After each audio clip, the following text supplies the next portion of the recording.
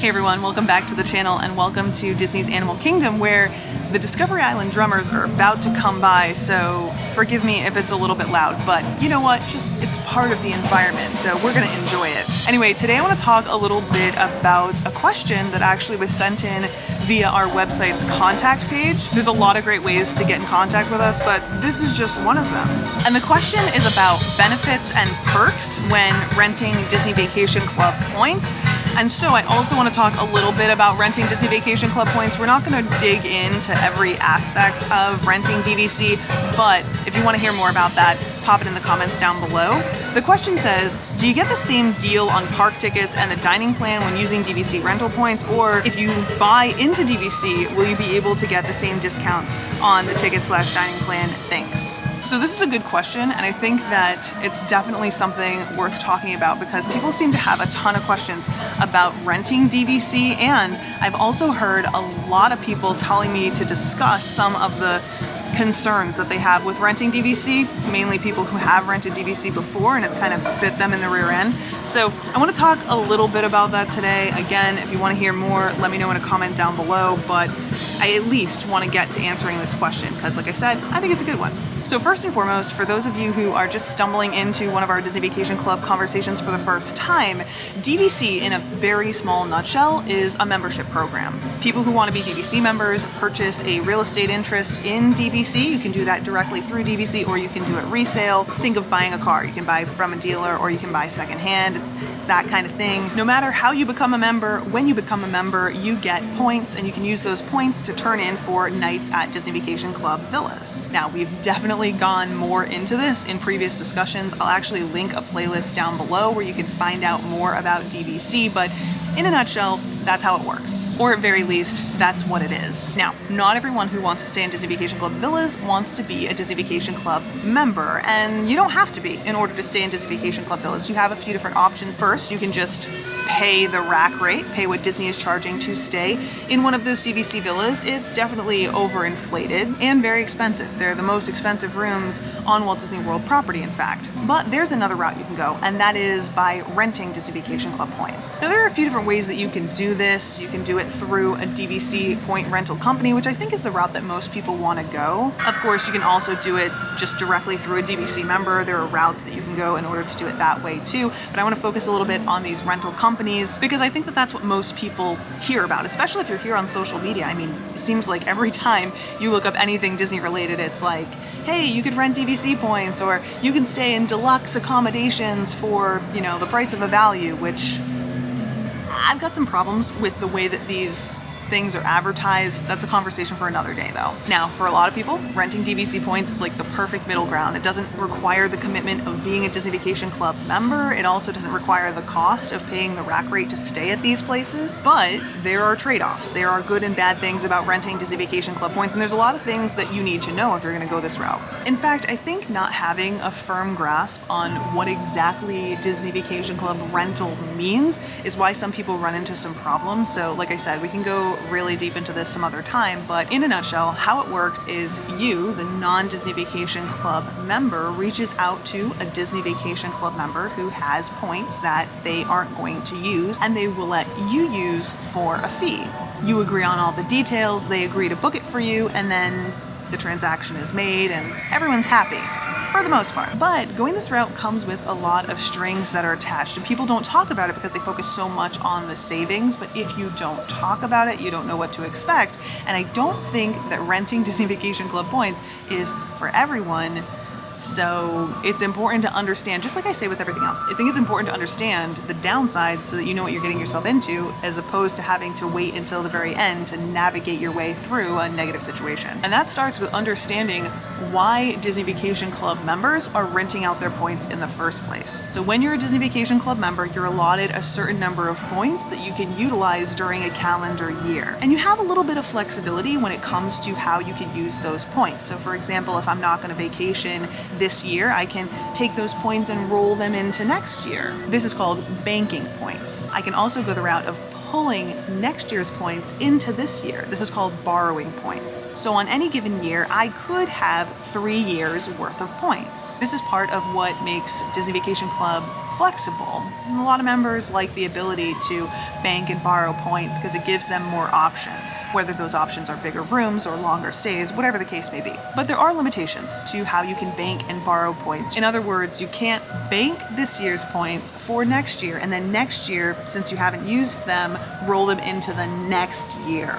Because unfortunately, those points will expire. And there's a lot of things that will have points expiring as well. For example, if you don't bank them at the right time, they can expire. And all of this, along with just circumstances that might arise, you might not be traveling during a particular year, has some Disney Vacation Club members going the route of renting those points, generally so that they can make a little bit of money off of those points. In other words, rather than just letting them expire and everything goes to waste for a year or two or whatever the case may be, they might rent those points to make a little bit of money and ultimately help finance their Disney Vacation Club membership. At least that's what some members do. And there are a lot of different ways that you can go about doing this, but one of the ways, again, that's super popular right now is going through a Disney Vacation Club rental company. So those rental companies will essentially act as brokers between the Disney Vacation Club member and the person who wants to rent those points. I know I'm saying a ton here, but this is how it goes, and it's kind of complicated sometimes to try and explain, so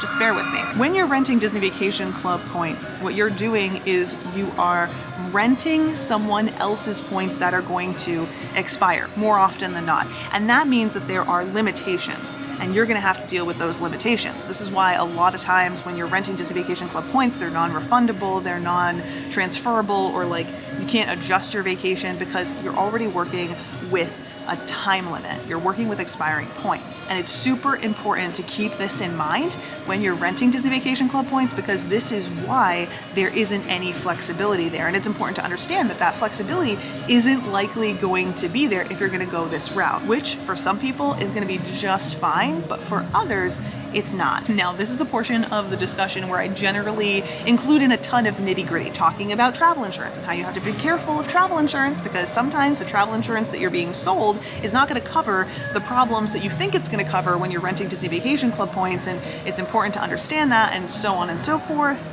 But again, that's a conversation we can get into some other day if you're more interested in it. The important thing that I want to communicate to you right now is that the flexibility that you're going to get with basically any other route of booking a hotel is not going to be there when you're renting Disney Vacation Club points. But there are some other things that I want to touch on real quick, specifically about how the process of renting Disney Vacation Club points goes. Again, we're just going to breeze over some of this, but I want to touch on this really important detail because it is an important one to be aware of, especially if you're thinking about going this route and going through a Disney Vacation Club rental company. So again, when you're renting DVC points, you're using someone else's membership. And in order to utilize that membership, to have your room booked, you're gonna need that member to do all of the legwork. They're gonna be the ones booking your room. They're gonna be the ones doing basically everything. And if you're going through a Disney Vacation Club rental company, it's important to understand that you've got a couple middlemen between you and the process that is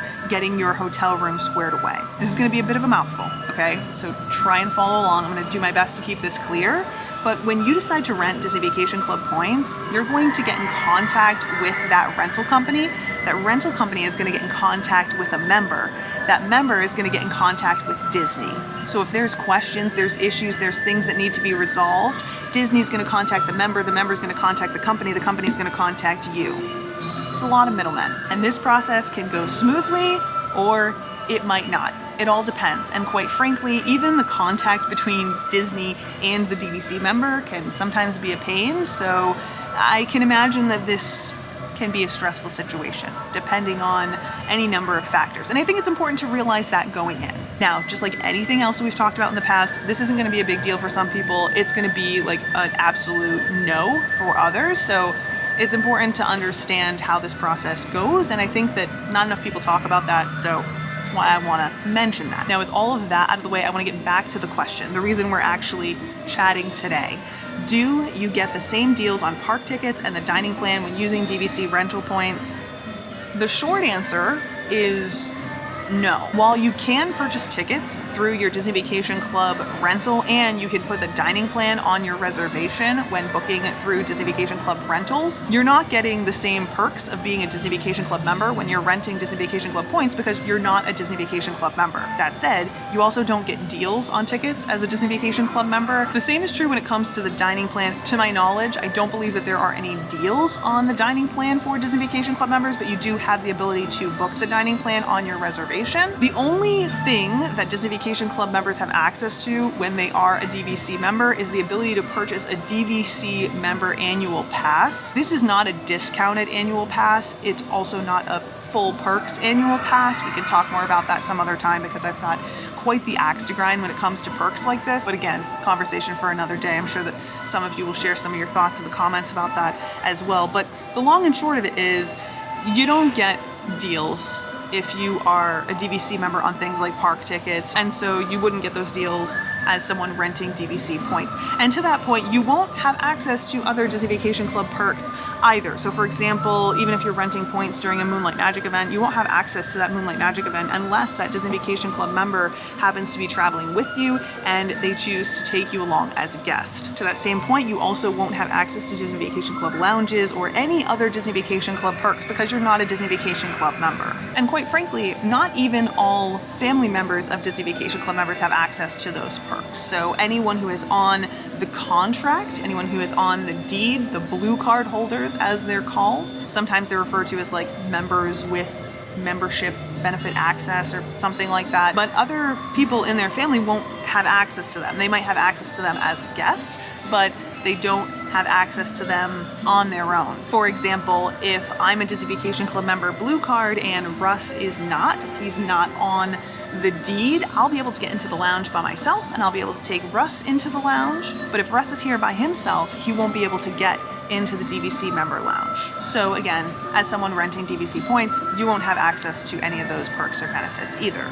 Now again, there are a lot of other things that we could talk about when it comes to renting DVC points. I think we'll save that discussion for another time. And since that's the case, I want to hear your thoughts in a comment down below. If you've ever rented points, good, bad, or otherwise, what are your thoughts? If there are things that you think others need to be aware of, tell me about them in the comments down below as well so that we don't miss anything. And look, don't hold back. I know that a lot of people like to keep things positive, and that's wonderful, but being real is super helpful to those who are considering these things as an option. So make sure that you're sharing the good and the bad.